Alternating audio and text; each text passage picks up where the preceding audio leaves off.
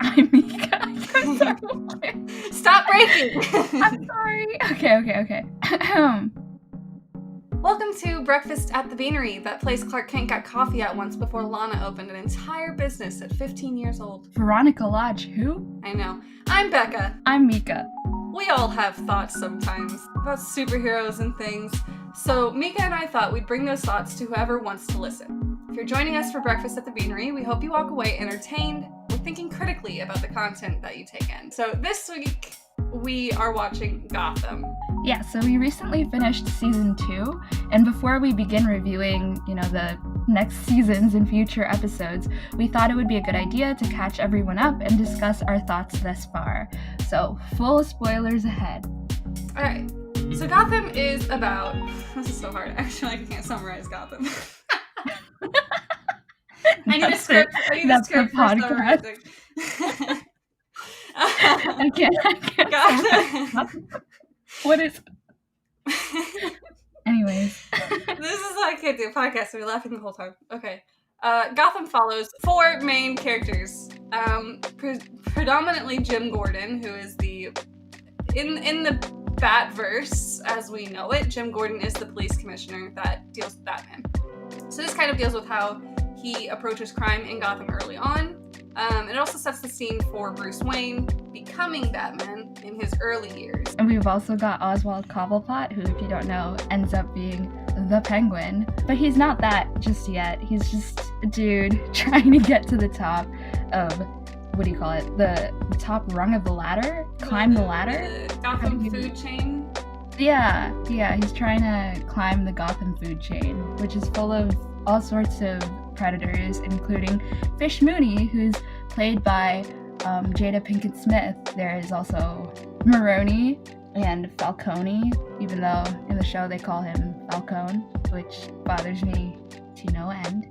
And of course we have Selina Kyle. For the interesting thing about Gotham is that they introduce Bruce and Selina to each other early on, so we've got this sort of childhood friends vibe, which I admittedly was really skeptical of because I'm so used to the backhat relationship happening when they're much older, and I also didn't have much faith in the cast at first when the show first started airing. So full disclaimer, I used to watch the show really casually, so this watch is still pretty fresh for me, but there are certain plot lines that stand out more.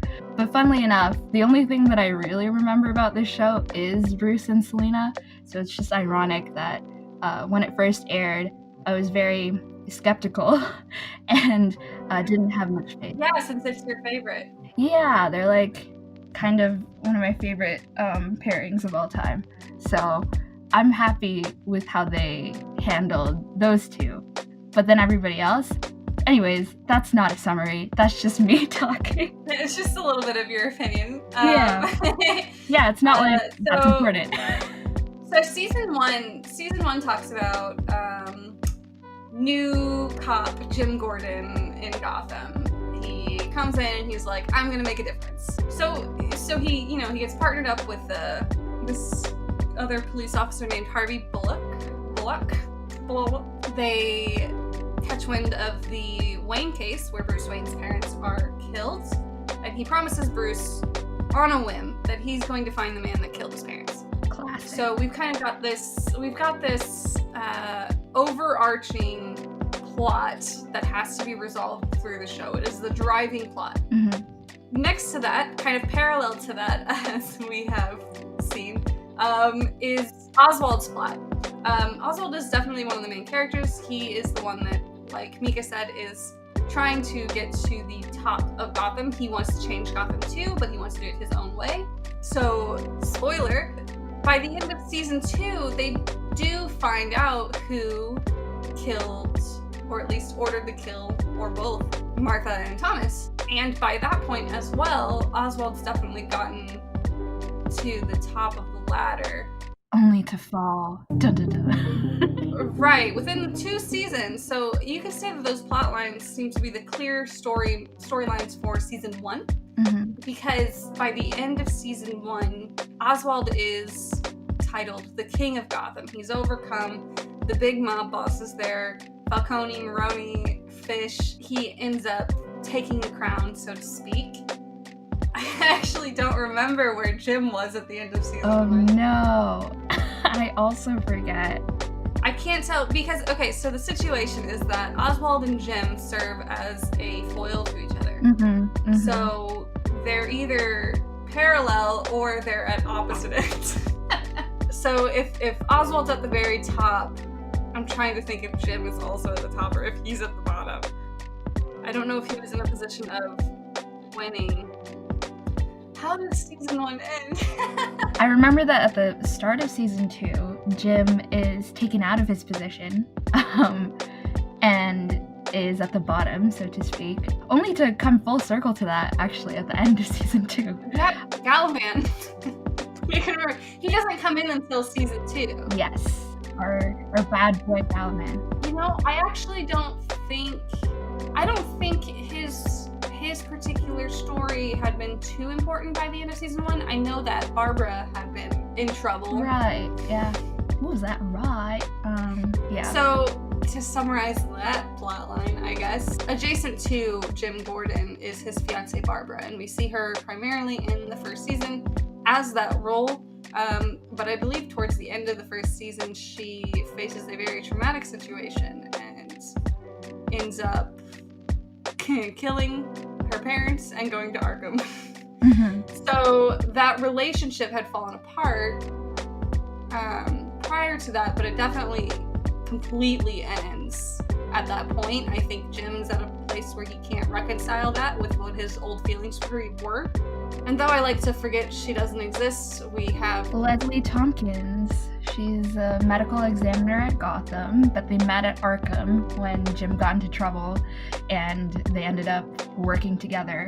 And then really speeding things along with their relationship. It was like 2 days ago, Jim was still engaged to Barbara, and all of a sudden we've got I love yous thrown in the mix. Yeah, I believe it was a week where they had gone on 3 dates. Oh, yeah. It was established that it was a week, and then they were like, I love you. So the situation with Lee is such that she is introduced in season 1 as a love interest for Jim. And then by the end of season 2, actually about midway through season 2, she ends up leaving Gotham and leaving Jim because he is dealing with a sort of moral issue of right versus wrong, how to be a good man. He's not really nailing it. So she's like, I don't want to be with someone that lies to me all the time or, maybe kills people. So I'm out. So she leaves, which leaves Jim's romance plot kind of vacant at the end of season 2, canonically, anyway. I think the other main character we haven't really talked about yet is Edward Nygma, the infamous Riddler. So this highlights his origin as well. Gotham serves as an origin for Bruce Wayne and for Jim Gordon, but it also serves as an origin for some of the villains in Gotham lore. So we see him start out at the precinct for the GCPD as a forensics scientist. What are those things? What's the word there? Forensics. I don't know what the word is. Forensics employee. He does the forensics work. Yes. And his story is really interesting. Basically, he's a little awkward, doesn't pick up on social cues very well. Asks this girl out, a coworker out, and falls in love with her. And I guess he doesn't ask her out. I'm skipping ahead. He falls in love with her, but she's dating this really, really terrible guy. And in a sort of impulsive urge to protect her, he kills this guy, which I guess ignites or inflames a sort of dissociative personality within him. Well, that aspect of him tries to be more confident and take things for himself, right? So through season 1, we see the build up to this. And then by season 2, we see Ed kind of have this dissociative split and then come to a point where he, I guess you could say, quote unquote, combines again.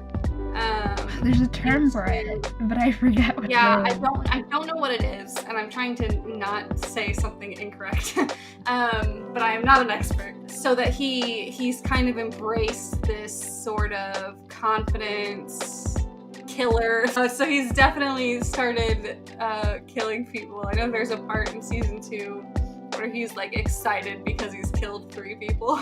Oh yeah, and he's very excited at the prospect of killing Bruce Wayne at some point.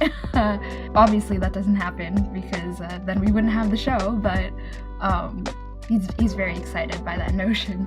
Right. So we definitely get, basically, Gotham is giving us different origin stories and different plot lines for all of these really famous characters. We see glimpses of other famous villains like Scarecrow and the Joker. Oh, yeah. We see some original characters. I mean, from what I can tell, Barbara is also like their own... An original version of what was Barbara. Yeah, I don't even think that she's really like supposed to be a nod to Barbara Gordon, who is originally his daughter, which is just weird. I don't know why they named her Barbara though. Sometimes I just want to sit down with the writers and ask them why and how. I'm trying to think who else is like an original. I mean, honestly, even Jerome is very like not your typical Joker. Not to spoil anything though. He's very original. Because you think his trajectory is going a certain route, and then it's like, oh, okay. Yeah, so to clear that up, I definitely don't know anything about what happens in future seasons. But Mika's had some exposure to it, so who knows? Definitely remember the first season the most and the final season the most, since that just aired last year. Everything else is kind of like, oh, I remember this storyline. Can you hear my cat? But yeah, I can hear your cat. Whoops. That's okay. So this it's hard to summarize 2 seasons. Basically, we had been watching it and we thought, oh well, it would be really fun to get some of our thoughts out, because after every couple episodes, we're sitting there talking about all of the different plot lines and characterization and how they're, playing with these different stories. So we thought it would be interesting to bring it out to this form, this podcast, even if it's just us listening to it. So that kind of summarizes it. And if you were to listen to this and you were to want to watch Gotham, I would recommend it. It's definitely not the best show. I think it definitely has its flaws. Oh, for sure. Yeah. If you are not into gore, I wouldn't recommend it. The treatment of mental illness, which we'll probably get into, that's the biggest issue I have with it. Other than propaganda, if you can't stomach that anymore, which I totally don't blame you for, then not your but other than that, it's alright. If you really like, I say really like, I assume if you're a casual Batman fan, it's a pretty good show. Yeah. If you can recognize some of the villains that are in there, it'll get you excited for their cameos. They had Mr. Freeze in there, and I was like, I know Mr. Freeze, you know what I mean? But if you're a die-hard comics fan, you're probably not going to be satisfied, and I think most adaptations leave comics fans unsatisfied. Oh, for sure, yeah. I mean, I know, for me, the reason why I didn't watch it regularly in the first place was because I did grow up reading the comics and watching Batman, the animated series, and then Justice League Unlimited. I tried to get my hands on, any Batman animated film that the DC universe has, put out there as well. I haven't watched all of them, but I've watched the Red Hood one and a few others. So when this show came out, and they have a nod to Poison Ivy, but then her name isn't Pamela, her name's Ivy. Literally Ivy.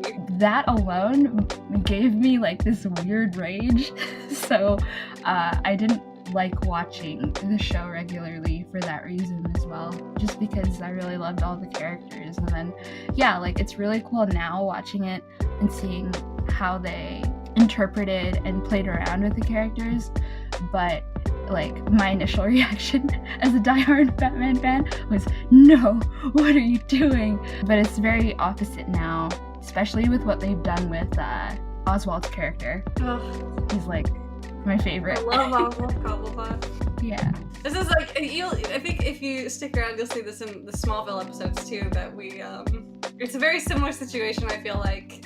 They're definitely sibling shows in that Smallville is the origin story, but it is also just absolutely not not really in character for anything that's like comic-wise. There are some choices for Gotham that I think maybe wouldn't satisfy a lot of people, and some that are stronger.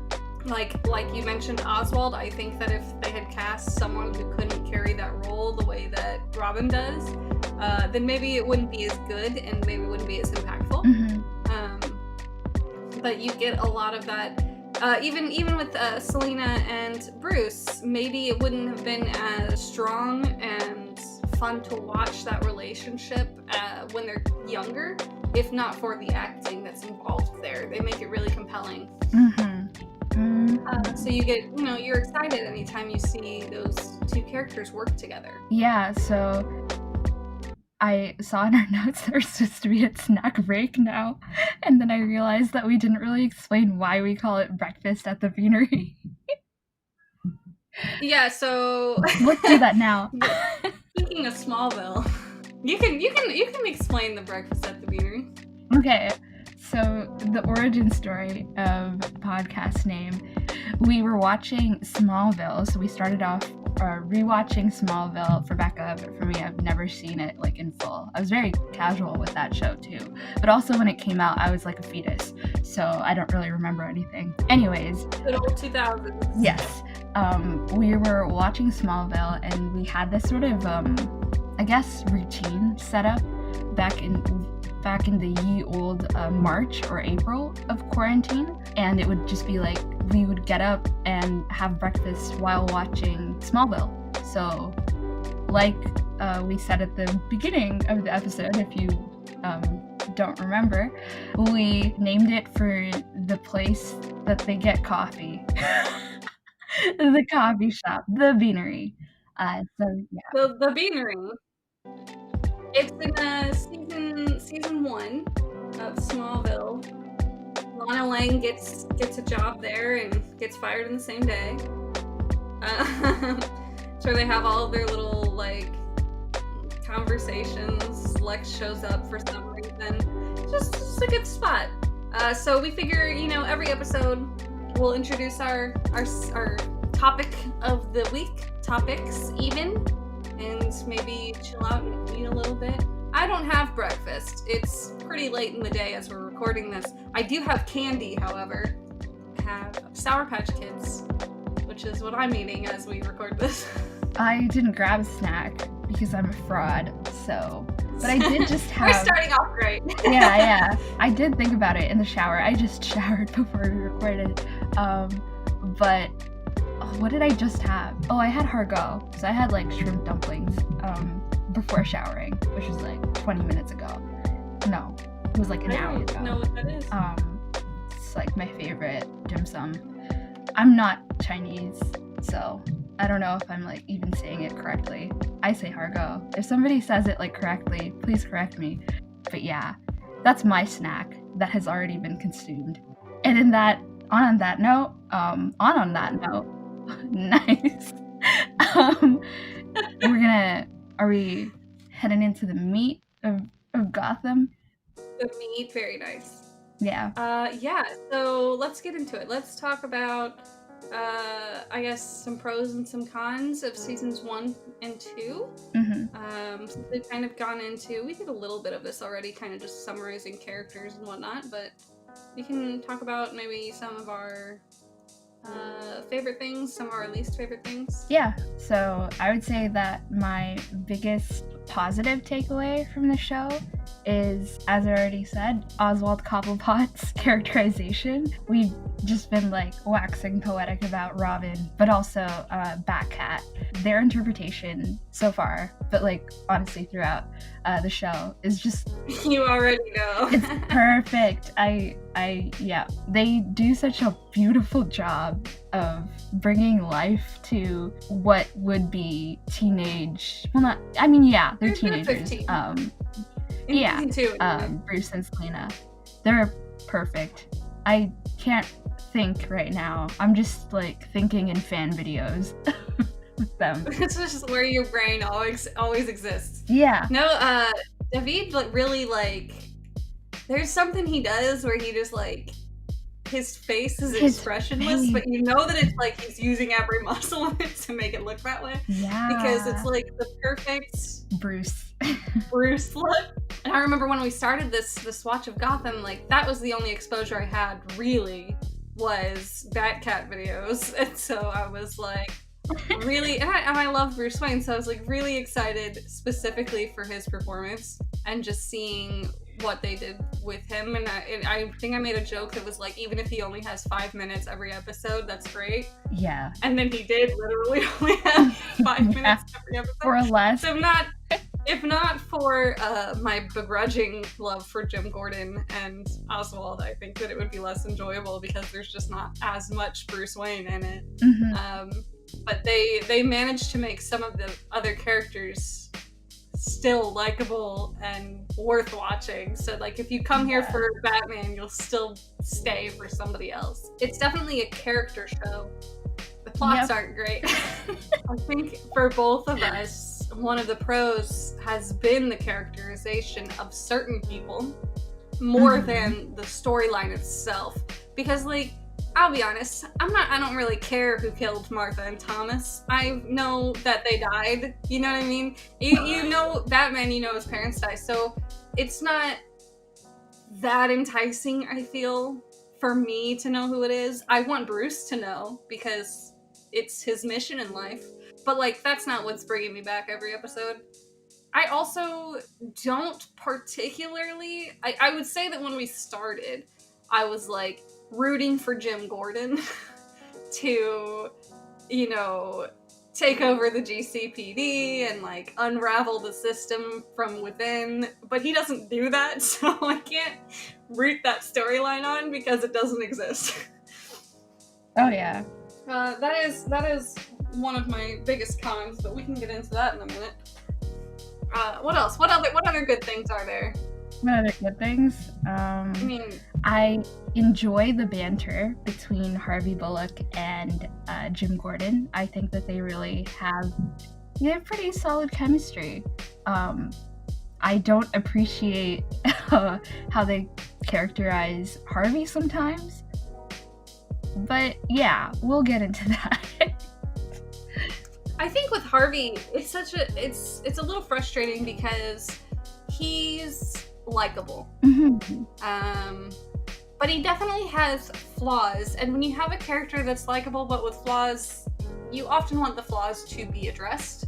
And maybe, depending on what it is, to be something that they work on, because you want to see the characters you like grow, right?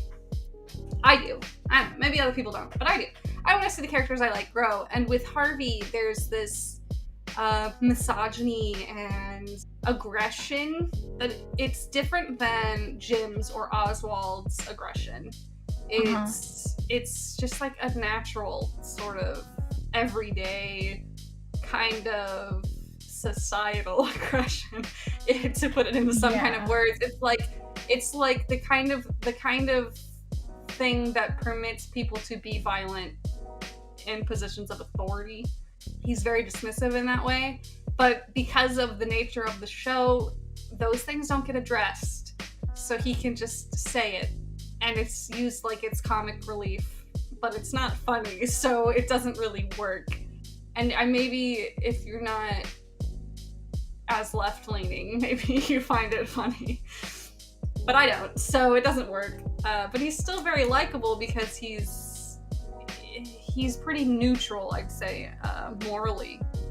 I would say, like, In the first season, he had a lot more of those quips that just didn't sit right. And it felt like he was sort of I'm sure this is not what they intended, but he did feel at times like a caricature Yes. of, oh, he's a jaded cop who loves donuts. But then it didn't really align with the other side of his characterization, which is, oh, he's secretly a softie and he really cares about Jim Gordon and innocent people. And it just seems like weird to me. I don't know, what's the word? It's like discordant, the quips with his like what actually makes him likable, which are not those quips. They're just like, I don't know, they're like what they think a cop should say. Yeah, absolutely. Because he's supposed to be there from the start. He's supposed to be the anti-Jim, right? Mhm. On the force. Like, he's like, his new partner is this goody two-shoes Oh, I'm cop. so sorry. Is that Logan? Yeah. Your dog's barking. He's this goody two-shoes cop that, like, you know, wants to change the system. And Harvey's like, you can't do that. Like, he's already tired. He knows it doesn't work, so he's just like, that, you know, this guy is too good, and it makes him look worse in that way. Yeah. Logan's really going at it. I'm so sorry. Logan, we're in the middle of recording something. Yeah. Thank you. I think he gets better in season 2 because they no longer have to enforce that dynamic. Because by season 2, Jim's not really good. And he knows that. The writers know that. The characters know that. They call him out on it. So Harvey ends up being more naturally himself. And I think next to that, you also see that Harvey is getting closer to Jim. Those are one of the few relationships in the show where you can feel the relationship getting closer and it feels earned.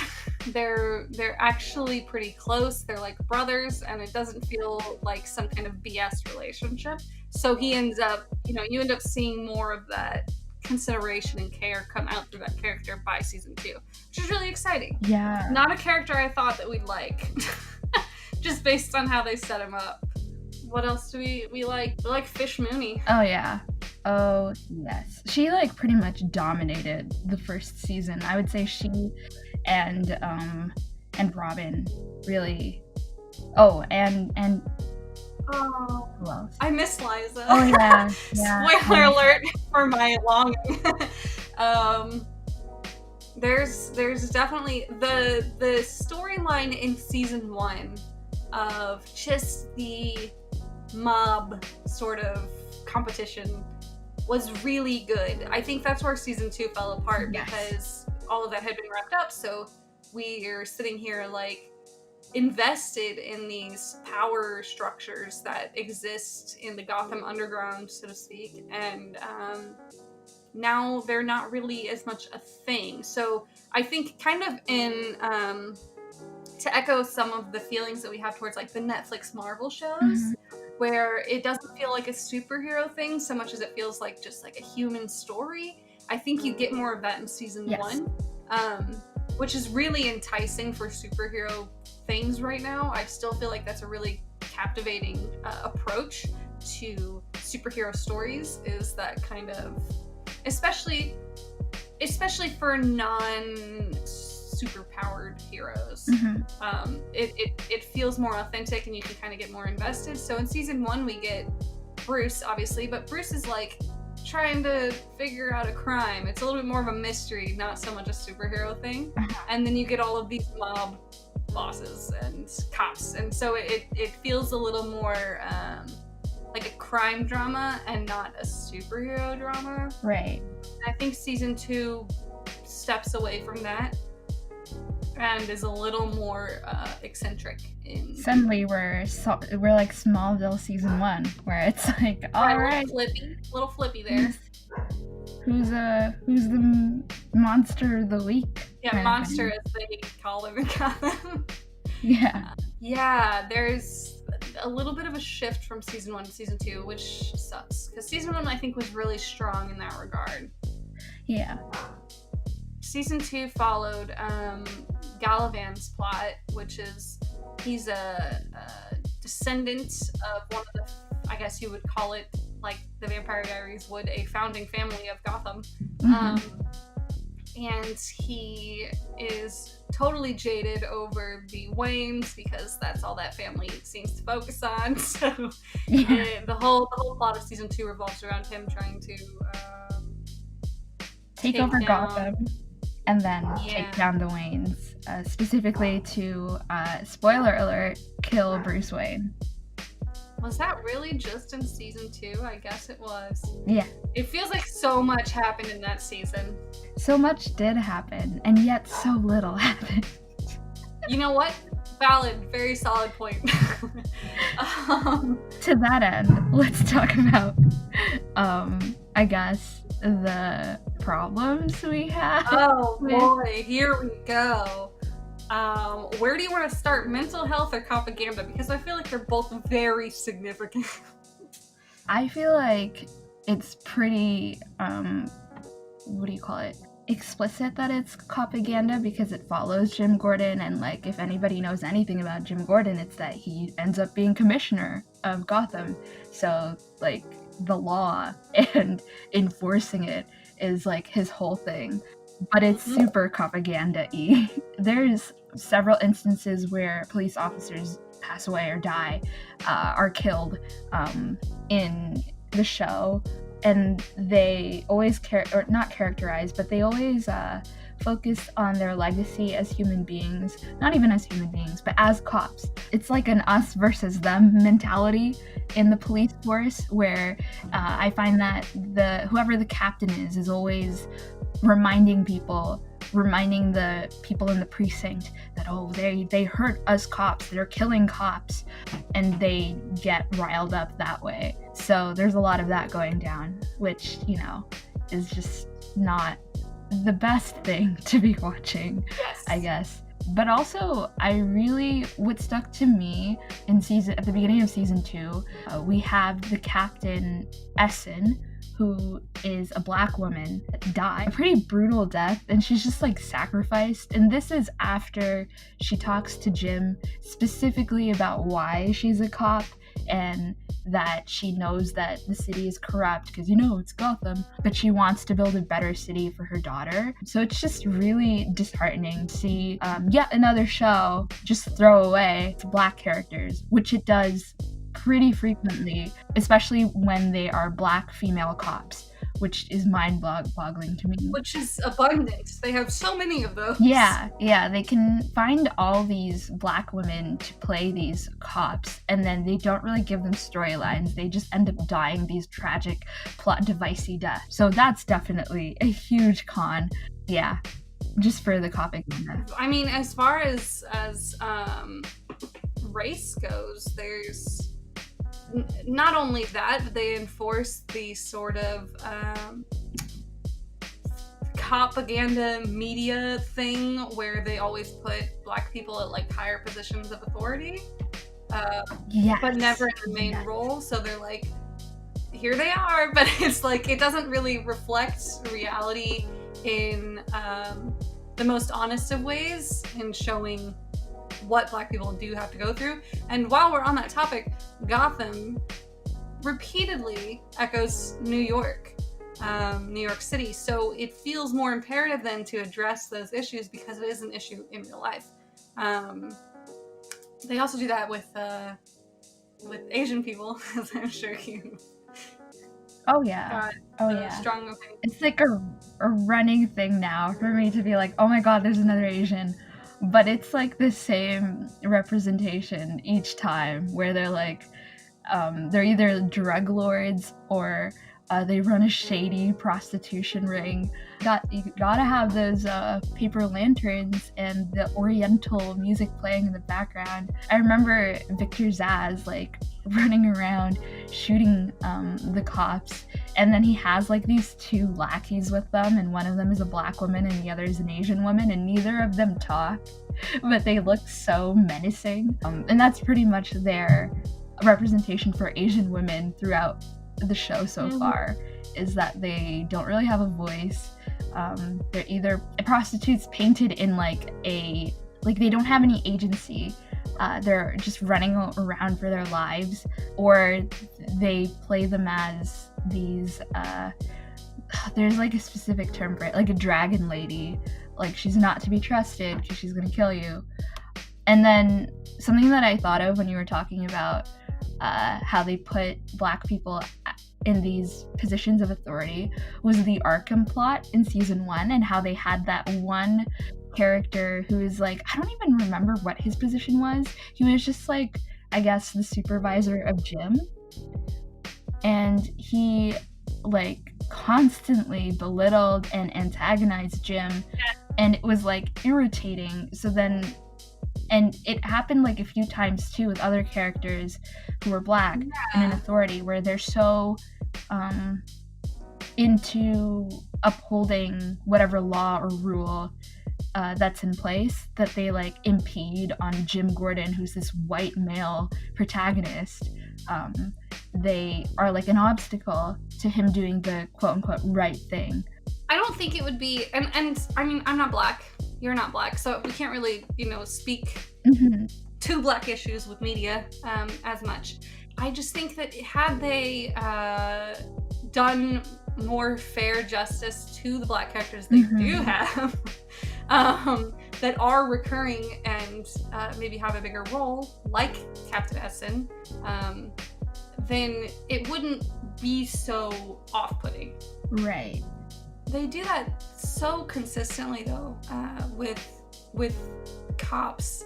They'll have all of these cops of different races that they highlight in these very brief scenes, and they almost always die because they're just meant to be, cops that get killed. But the main cops are primarily white. Right. So it reflects a bigger issue there. And the same thing can be said for extras in general. I know that, like, I called that out as how they'll find every Asian extra they possibly can, but they won't hire an Asian person as a main character. Yeah, pretty much. It is. They do have many actors of color in recurring roles, but there are so many situations with other actors in more minor roles that stand out because of the treatment those characters get. So that sucks. Yeah, you know what else sucks? Their take on mental health. Oh boy! So, speaking of Arkham, if you know anything about Batman lore, it's Arkham Asylum is like, I don't know, the place for characters like Jonathan Crane. The Joker is holed up in there a few times. Harley Quinn worked there. I think she met Joker in Arkham Asylum, if I remember correctly. From everything I've heard, yeah. But yeah, I mean, first of all, it's 2020.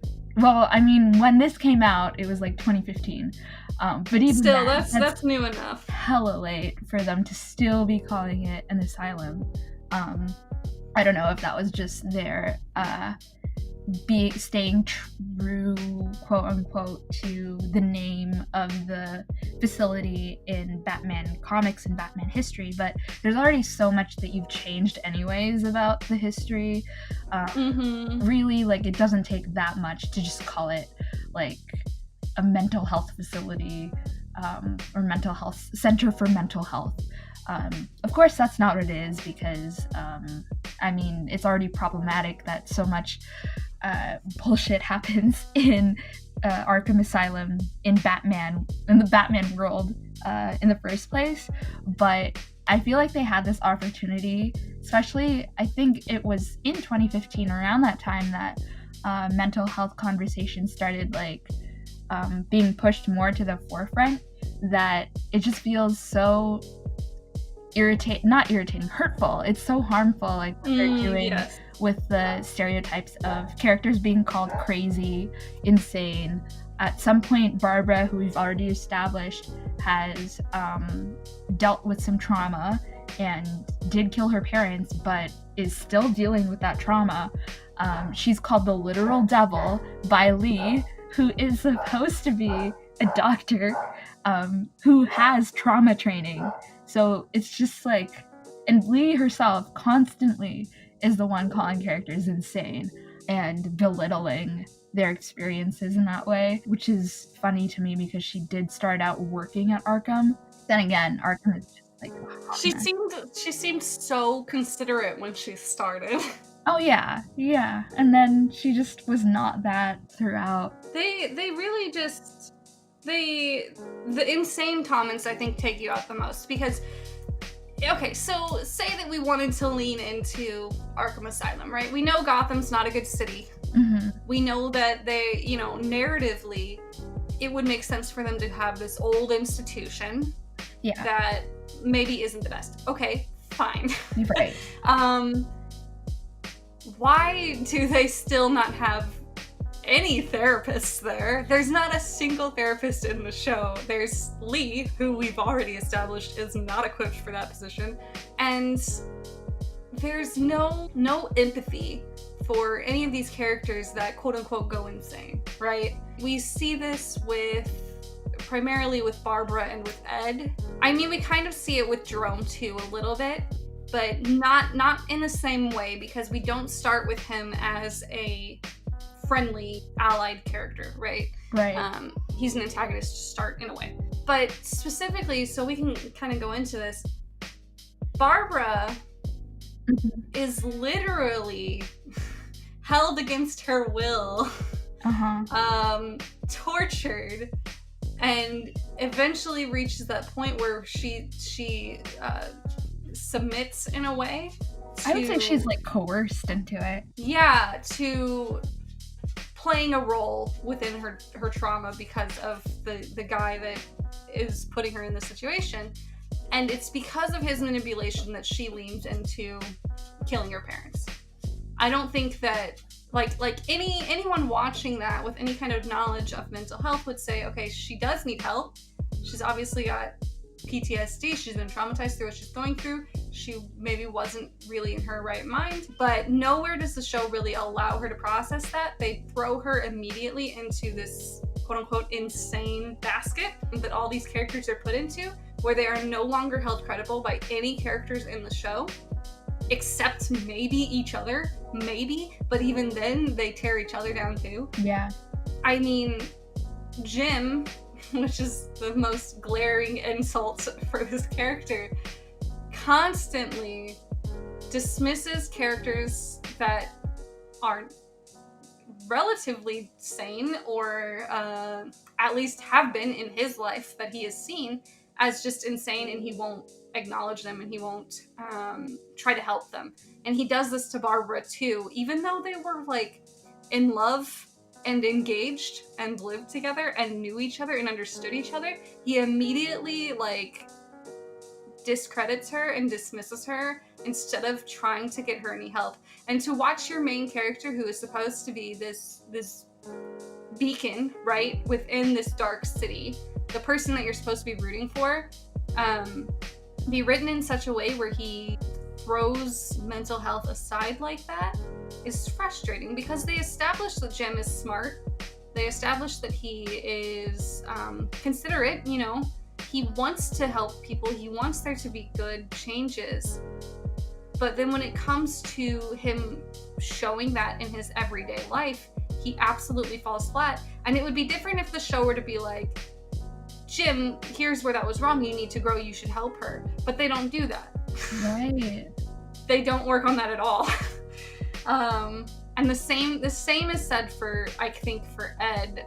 Though in Ed's case, he never really had anybody on his side to begin with, except Kristen, which obviously that won't work out. So there's a lot of dismissing there. And I think Ed and Selina are the only characters to actively call Jim out for the way he treats people. But it's never about calling people insane or dismissing them. Oh no. I mean, Selina at some point calls another character insane. Selina's point of view is also pretty skewed in that way. So like it's obviously not a character choice. It's a writing. Definitely a writer. It's something that's coming through from the writers and not for the characters. If it was a specific character that just like didn't handle mental health well and needed to, you know, address that in a different way, fine. But we see through Selina, Jim, and Lee that that's just not how that is. So it seems like an issue that will just persist through the entire show, of people, once they hit a certain mark in their sanity level, I guess you would say, they are no longer credible to anybody, and they're just a villain that is gonna do, you know, quote unquote crazy things. It's a bitter pill. That made me think of how jarring it was to see Oswald pretty much get tortured at Arkham, and that's like a subplot that was just fun to watch. We've established that although Jim and Oswald handle things very differently, they are, like you said, foils and parallels, and there's this mutual understanding and respect between the two of them. I mean, you see it in pilot and you see it throughout season 1. Oh, season 1 was so good. They care about each other to the point where, you know, they'll have each other's backs. And here we have Oswald like screaming for Jim. Jim actually stops to see what's going on. So basically Jim ends up trying to, I can't remember right now what the plotline there was, but he ends up at Arkham for some reason. Oswald's already there. He's being tortured, and he tells Jim as such that he's getting tortured, and Jim just doesn't believe him and just says it's therapy. It's supposed to be helpful. And it was just so... And calls him insane. Yeah, and it's just so strange to see. It was like watching a different character. It was consistent with his whole anti-mental health thing, but it wasn't earned at all. It was even more glaring because of the connection that these two characters have, which is a whole other basket. We could do an entire podcast on Jim and Oswald. Yeah, it really was glaring, because those two had a relationship where you don't get any sort of hint that Jim thinks that Oswald's not sane. I mean, maybe you might, but I think generally you get this idea that he knows that Oswald's powerful. You know that he knows that he is someone he can rely on to get something done. They're both very, very understanding of a loyalty to each other. So if one of them says they'll do something, they know that it'll get. And so you have that like understanding that they're on the same level, and kind of out of nowhere, he's like discrediting and dehumanizing Oswald in that way, which feels like it was just there to serve a purpose of othering Oswald a little bit more for his downfall, maybe, but it doesn't narratively. Narratively, I guess it could make sense, but for a character point of view and for that particular relationship, it was like out of nowhere. Oh, my other thought was, there's no reason, because it made me think of this, there's no reason that Oswald should be treated any differently post season 1 from Fish, Falcone, or Maroni, because they're all like, you don't see any of those 3 leaders dismissed in that same way. Right. And I think that Oswald, there's enough to be said for Oswald that there's definitely an aggression factor in how he approaches things. Sometimes he snaps and he kills a person, and whoops, there's that person's dead, you know? Chops off someone's hand just on the fly. I guess that's the issue, is that we're not saying that these characters are not mentally ill in a way, and not dealing with a particular thing, but the way that the show treats them is that they have no support, no opportunity to get out of it, even by people that are close to them. And I feel like even in a city where there is no support for the mentally ill, there's no funding for it, or there's no real escape from your situation, that there would still be an understanding among the people that are already close to you, or at least a conversations or interactions that would make sense for it. Right. Like, if you know, for Barbara, for Jim to give up on her the way that he did, it doesn't feel like it makes sense, because he's a character that is established early on not to give up on people. Exactly. But he does. So there's that. The show, I think, is very entertaining. It has so many strong characters and strong actors, but its most glaring issues from a writing perspective and from I guess not just writing, but like show running, is the propaganda aspect, the racism, the mental health dismissals. Mm-hmm. They really take you out of it. Oh yeah. Oh yeah. I mean, I feel like we could go on forever. But on that we're note, pretty far into this. So, the next episode that we do might be about Gotham, might be about something else, Smallville, that we end up watching. Whatever we end up watching. We can go into that a little bit too, so you can stay tuned and follow up on future Gotham episodes. We'll definitely go into specific detailed plot lines as we watch, because we won't be covering 2 seasons at once. Yeah. And, you know, maybe go into those particular topics in more detail as we go. We made a note of what are we looking forward to for season 3 of Gotham. Oh no, the spoilers. Yeah, don't spoil anything. Some sweet hair game from a character that I cannot even talk about. Then we've got, of course, Batcat and Robin Lord Taylor, who pretty much invented acting itself. I'm so in love with Oswald. Anyways, yeah, that's what I'm looking forward to. We literally might have to do an entire episode on Oswald. I think we should. I think we can, and we should. He's such a fascinating character, and I feel like that's where this episode falls a little flat, is that we can't go into everybody as deeply as we want to. Yeah. I'm excited for different relationships and interactions that I know have been hinted at that I haven't seen yet. Mm-hmm. I know I marked Edward and Lucius. Mm-hmm. Because we haven't seen a lot of Lucius to begin with, so I think that season 3 forward we might get more of him, because they're slowly bringing him in a little bit more. And hopefully some genuine character growth for Jim Gordon, because he plummeted in season 2. There is so little about him in season 2 that feels redeeming. Oh yeah. Maybe him being a dad for Bruce and Selina. That's about the only thing that was really good in season 2. Right. If you, like, just as an end note for me, if you're like me and you're super into fan videos and you're like, I don't know if I want to watch this show, please check out some of the Gotham fan videos out there, because they do such a good job of editing out the grossness of the show. And highlighting relationships. Yes, like I highly recommend, I don't know how to say, I mean, I guess I know how to say their username on YouTube, but if you check out the channel Gracieon, she's got like the best Batcat on Gotham videos that I've seen. And she also does Enigma and Lucius Fox. So if you want like a little bit of a taste, an appetizer, if you will, of what that relationship's like, check her videos out. You know what? It's good too, because it doesn't really spoil exactly anything.